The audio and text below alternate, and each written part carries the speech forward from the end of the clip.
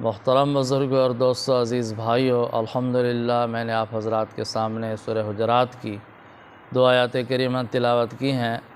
اللہ رب العالمین نے ان آیات کریمہ میں اصحاب پیغمبر صلی اللہ علیہ وسلم رضی اللہ تعالی عنہم کے فضائل اور صفات بیان فرمائی ہیں۔ اللہ رب العالمین نے ارشاد فرمایا ہے، وَاعْلَمُوا أَنَّ فِيكُمْ رَسُولَ اللَّهِ، اے ایمان والو اچھی طرح سمجھ لو کہ تمہارے درمیان اللہ کے رسول صلی اللہ علیہ وسلم موجود ہیں۔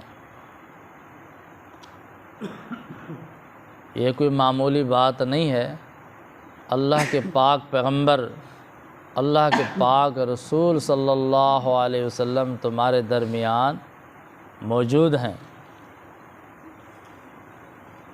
اور فرمایا، لَوْ يُطِيعُكُمْ فِي كَثِيرٍ مِّنَ الْأَمْرِ لَعَنِتُّمْ، بہت سی باتیں ایسی ہیں جو تم کہتے ہو اگر وہ تمہاری باتیں مان لیں تو خود تمہارے لیے مشکل بن جائے، تم مشکل میں پڑ جاؤ۔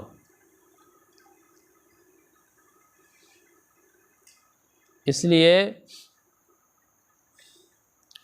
کہ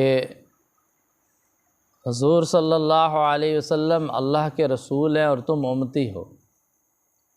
نبی کی سوچ اور امتی کی سوچ میں فرق ہے، نبی کے علم اور امتی کے علم میں فرق ہے، نبی کی بصیرت اور امتی کی بصیرت میں فرق ہے۔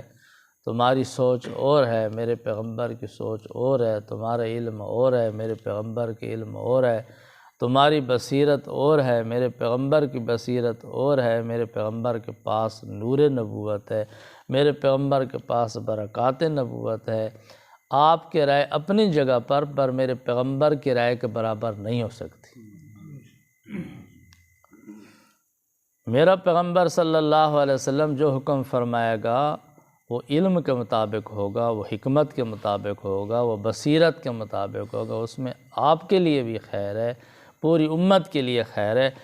آپ جو مشورہ دیتے ہیں اگر ہر بات آپ کی مانی جائے، آپ کے ہر مشورے پر عمل کر دیا جائے تو یہ آپ کے لیے وبال بن جائے گا، آپ کے لیے مشکل بن جائے گی۔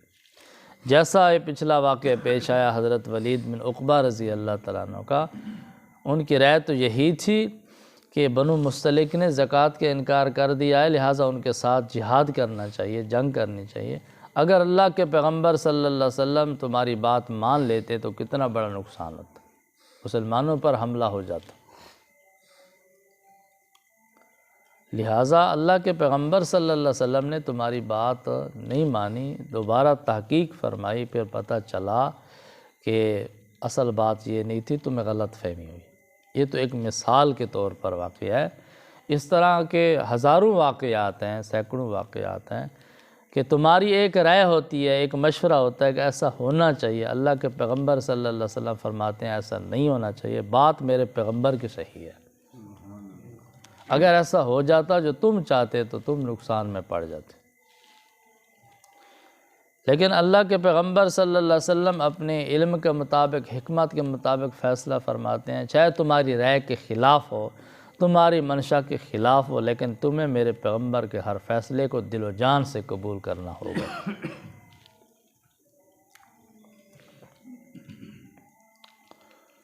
تو اس لیے آج کل بھی دانشور قسم کے لوگ اپنی بات کو اللہ اور اس کے رسول صلی اللہ علیہ وسلم کی بات پر ترجیح دینا چاہتے ہیں کہ ہم جو بات کہہ رہے ہیں نا یہ ٹھیک ہے، یہ ہونی چاہیے۔ جو بات اللہ اور اس کے رسول صلی اللہ علیہ وسلم کے حکم سے ثابت ہے اس کو وہ اہمیت نہیں دیتے۔ میں مثال کے طور پر کہتا ہوں کہ جیسا قربانی کا حکم ہے، قربانی کا حکم کس نے دیا ہے؟ اللہ تعالیٰ نے۔ اور اللہ کے پیغمبر صلی اللہ علیہ وسلم خود قربانی فرمائیے، صحابہ کرام کو قربانی کا حکم دیا ہے، ہر سال قربانی فرمائیے۔ ایک طبقہ ایسا پیدا ہوا جو کہتے ہیں یہ قربانی کرنا تو مال کا ضیاع ہے، ایک دن میں پتہ نہیں کتنے جانور ذبح ہو جاتے ہیں، تو ان کا گوشت ضائع ہو جاتا ہے، تو یہ قربانی کرنے کے بجائے اتنا بجٹ بنتا ہے، یہ جمع کر کے اگر غریبوں میں، مسکینوں میں، یتیموں میں تقسیم کر دیا جائے تو کتنا بڑا فائدہ ہوگا۔ کیسی سوچ ہے بھئی؟ یہ تمہاری سوچ ہے، ایک تمہاری سوچ ہے، ایک امتی کی سوچ ہے، ایک اللہ کے پیغمبر کی سوچ ہے۔ ایک تمہاری رائے ہے کہ اللہ کا حکم ہے، تو اللہ کے حکم میں ہزاروں حکمتیں ہیں، ہزاروں راز ہیں۔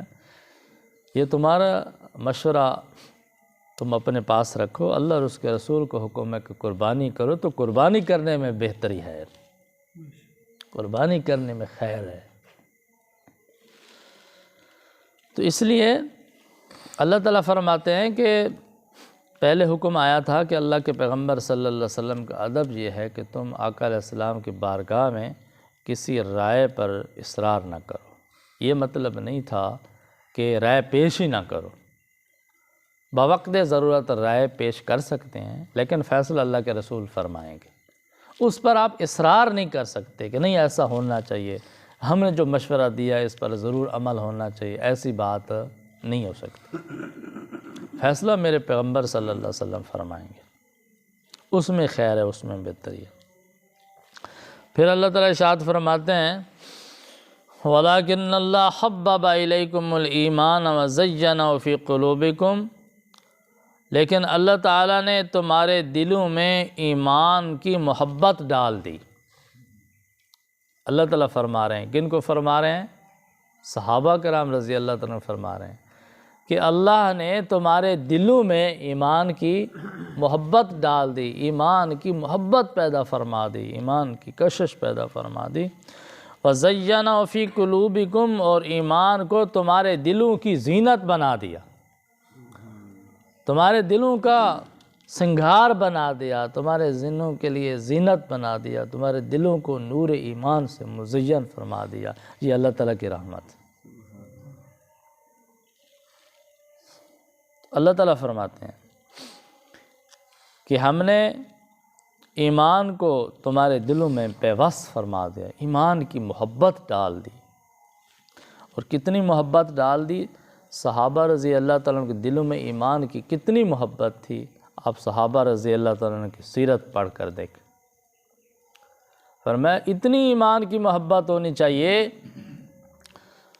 مال قربان کرنا پڑے تو کر دو، جان قربان کرنی پڑے تو کر دو، وطن قربان کرنا پڑے کر دو، بیوی بچے قربان کرنے پڑے کر دو، رشتہ داریاں قربان کرنی پڑے کر دو، تجارتیں قربان کرنی پڑے کر دو، مال قربان کرنا پڑے کر دو، سب کچھ قربان کر دو، لیکن ایمان پہ آنچ نہ آنے دو۔ یہ ہے ایمان کی محبت۔ سب سے پیاری چیز ایمان، سب سے محبوب چیز ایمان ہے۔ سب کچھ چلا جائے تو چلا جائے، ایمان محفوظ رہے۔ یہ تھی صحابہ رضی اللہ تعالیٰ عنہ کی ایمان کے ساتھ محبت، اور صحابہ نے کر کے دکھایا۔ بڑے حالات آئے صحابہ رضی اللہ، ایمان کو بچانے کے لیے صحابہ رضی اللہ تعالیٰ نے مال قربان کیے، جائیدادیں قربان کیں، وطن چھوڑ دیے، رشتہ داریاں ٹوٹ گئیں، برادریاں ختم کر دیں، سب کچھ قربان کر دیں۔ اچھے اچھے تعلقات تھے، ختم کر دیے، دوستیاں ختم کر دیں۔ کس کے لیے؟ ایمان بچانے کے لیے، ایمان محفوظ، اس لیے کہ صحابہ رضی اللہ تعالیٰ کو سب سے زیادہ محبت کس کے ساتھ تھی؟ ایمان کے ساتھ تھی۔ اللہ تعالیٰ فرماتے ہیں وَلَكِنَّ اللَّهَ حَبَّبَ إِلَيْكُمُ الْإِيمَانَ، لیکن اللہ تعالیٰ نے تمہارے دلوں میں ایمان کی محبت ڈال دی ہے، اور تمہارے دلوں میں ایمان کو مزین کر دیا ہے۔ وَكَرَّهَ إِلَيْكُمُ الْكُفْرَ وَالْفُسُوقَ وَالْعِصْيَانَ، اور اللہ تعالیٰ نے تمہارے دلوں میں کفر اور نافرمانی اور گناہ کی نفرت ڈال دی ہے۔ صحابہ رضی اللہ عنہ دلوں میں کفر کی، نافرمانی کی، گناہوں کی نفرت ڈال دی۔ صحابہ رضی اللہ عنہ کفر سے نفرت تھی، گناہوں سے نفرت تھی، بھاگتے تھے۔ فرمایا یہ وہ لوگ ہیں جن کے دلوں میں اللہ نے ایمان کی محبت ڈال دی، کفر کی نفرت ڈال دی، نیکی کی محبت آ گئی، برائی کی نفرت آ گئی، ان کے دل نور ایمان سے مزین ہو گئے تو فرمایا اولئک هم الراشدون، یہی لوگ ہدایت یافتہ لوگ ہیں، یہی لوگ ہیں جو ٹھیک ٹھیک راستے پر آ چکے ہیں، سیدھے راستے پہ آ چکے ہیں، یہی لوگ ہیں۔ کون؟ جی صحابہ رضی اللہ تعالیٰ عنہ۔ کس کے بارے میں فرمایا جا رہا ہے؟ صحابہ کے بارے میں اللہ تعالیٰ فرما رہے ہیں اولئک هم الراشدون، یہی لوگ ہیں ہدایت یافتہ، یہی لوگ ہیں سیدھے راستے پر جو آ چکے ہیں۔ فضلا من اللہ و نعما، یہ اللہ تعالیٰ کے فضل اس کی نعمت کا نتیجہ ہے، اللہ تعالیٰ کی طرف سے خصوصی فضل ہے صحابہ رضی اللہ، خصوصی انعام ہے کہ اللہ تعالیٰ نے ان کو راشدین بنا دیا، ہدایت یافتہ بنا دیا۔ اور پھر اللہ تعالیٰ نے فرمایا واللہ علیم حکیم، اللہ تعالیٰ سب کچھ جانتا ہے اور اللہ تعالیٰ سب کچھ حکمت کے مطابق فیصلہ فرماتا ہے۔ اللہ تعالیٰ نے اصحاب پیغمبر صلی اللہ علیہ وسلم پر جو مہربانیاں فرمائیں، جو ان کا انتخاب فرمایا، ان کے دلوں میں ایمان کی محبت ڈالی، ان کے دلوں کو ایمان سے مزین کیا، تو اللہ تعالیٰ نے بھول چوک کے نہیں کیا، بھول کر نہیں کیا، اللہ تعالیٰ نے پتہ تھا۔ اللہ تعالیٰ فرماتے ہیں میں علیم ذات ہوں، میں حکیم، مجھے پتہ تھا، میں تو دلوں کو جانتا ہوں، دلوں کے رازوں کو جانتا ہوں، دلوں کی صلاحیتوں کو جانتا ہوں کہ کون سے دل کس قابل ہیں۔ تو میں نے اصحاب پیغمبر صلی اللہ علیہ وسلم کے دلوں کو تقویٰ کے لیے چن لیا، انتخاب کر لیا، ان کے دلوں میں ایمان کی محبت کو پیوست کر دیا، کفر کی نفرت پیدا کر۔ تو میرے بھائی اور دوستوں بزرگوں، آج ہمیں چاہیے کہ ہم اپنے ایمان کا موازنہ کریں، ہمارے دلوں میں ایمان کی کتنی محبت ہے، کفر کی کتنی نفرت ہے، شرک سے کتنی نفرت ہے، ہم ذرا اپنا موازنہ کریں۔ کیا ہم اپنے ایمان کے لیے جان قربان کر سکتے ہیں، مال قربان کر سکتے ہیں، جائیدادیں قربان کر سکتے ہیں، وطن قربان کر سکتے ہیں، رشتہ داریاں قربان کر سکتے ہیں، برادری قربان کر سکتے ہیں؟ کتنی محبت! اس لیے میرے دوستوں بزرگوں، یہ سوچنے کی بات ہے، غور کرنے کی بات کیا ہے کہ انسان کے بعد سب سے قیمتی نعمت جو ہے وہ ایمان ہے۔ ایمان چلا جاتا ہے تو پھر سب کچھ ختم۔ اس لیے نبی کریم صلی اللہ علیہ وسلم نے فرمایا، جس کا مفہوم ہے کہ چاہے تمہیں پھانسی کے پھندے پر لٹکا دیا جائے، چاہے تمہیں سولی چڑھا دیا جائے، تمہیں قتل کر دیا جائے، چاہے تمہیں جلا دیا جائے، چاہے تمہارے ٹکڑے ٹکڑے کر دیے جائے، لا تشرک باللہ، اللہ کے ساتھ کسی کو شریک نہ کرنا، ورنہ ایمان ختم ہو جائے۔ جان چلی جائے، ٹکڑے ٹکڑے ہو جائے، آگ میں جل جاؤ، سولی پہ چڑھ جاؤ، ایمان نہیں چھوڑنا، ایمان میں شرک کی ملاوٹ نہیں کرنا، کفر نہیں کرنا، شرک نہیں کرنا۔ اتنی قیمتی چیز ہے ایمان۔ تو اس لیے جس کے دل میں ایمان کی جتنی زیادہ محبت ہوگی اتنا زیادہ کامل مومن ہے، کفر کی جتنی زیادہ نفرت ہوگی، شرک کی نفرت ہوگی، گناہوں کی نفرت ہوگی، اتنا زیادہ کامل مومن ہے۔ تو اللہ تعالی ہمیں ایمان کی محبت نصیب فرمائے، کفر اور گناہوں کی نفرت ہمارے دلوں میں پیدا فرمائے، اور قرآن کریم کے مطابق اللہ تعالی ہم کو اصحاب پیغمبر کی عزت احترام نصیب فرمائے۔ وآخر دعوانا الحمد للہ رب العالمین۔